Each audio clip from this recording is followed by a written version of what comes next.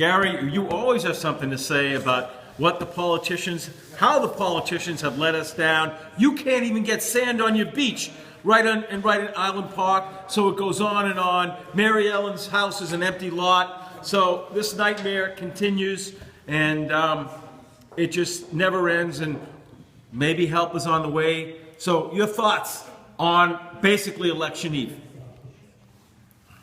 Well, basically, it was absolutely a pleasure to see Bruce Blakeman again.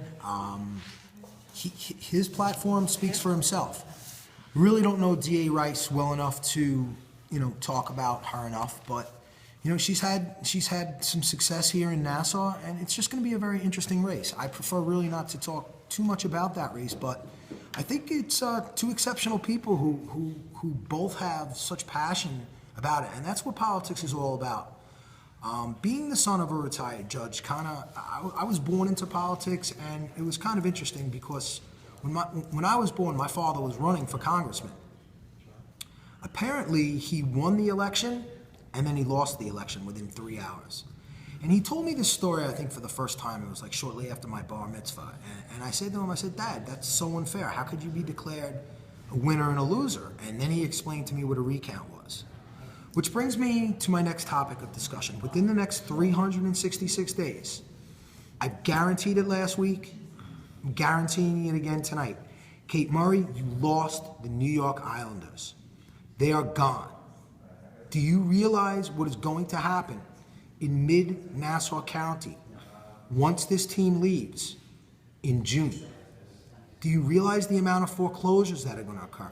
Do you realize what has happened to our local economy? You've done nothing in Baldwin, okay? The town board stamps everything that comes across their desk if you're connected to the right person. This nonsense, this is going to end in 366 days. I'm guaranteeing that I'm going to be the next town of Hempstead supervisor. There is nothing that you can do, and there is nothing that you can say. I've done everything above board. I am going to win this election, and there has been nothing from the town of Hempstead helping my friends Mary Ellen. Absolutely nothing from the town of Hempstead except permit fees to elevate your home within the footprint of Nassau County, within where you were originally. I called town board, I called Supervisor Murray, I called Anthony Santino, I spoke to Joseph Ra's office. I got no answers from anybody as to whether they're going to change this. And this affects Oceanside. This affects the whole district of people that are trying to rebuild their homes.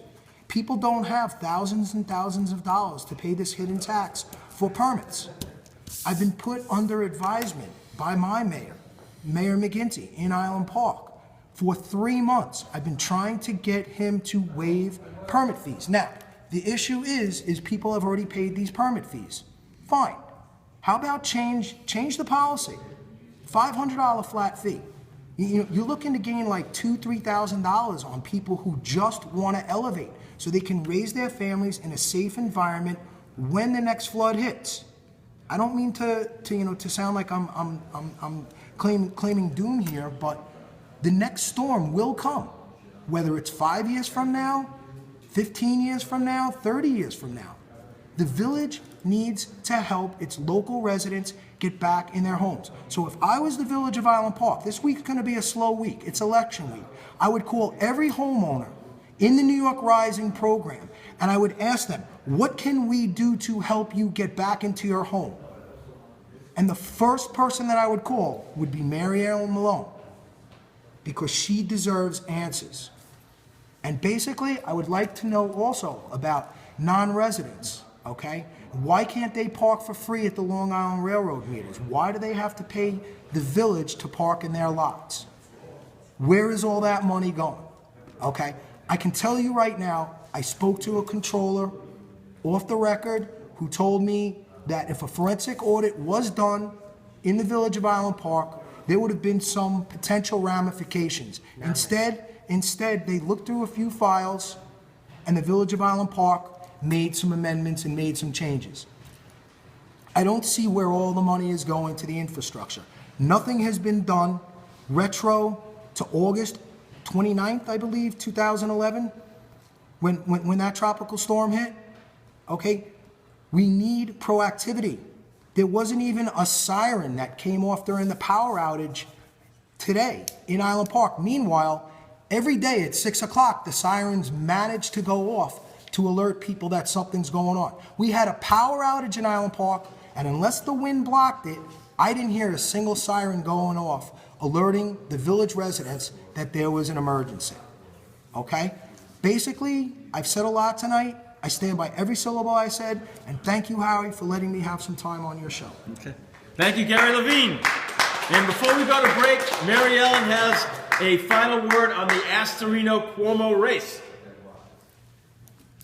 When you go and vote tomorrow, Tuesday, remember your ABCs. Astorino beats Cuomo.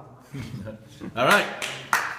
Couldn't get it. All right. And before we go to break, does everyone agree at least that for the winter and for all times of the season, the best alternative is EmPower Solar?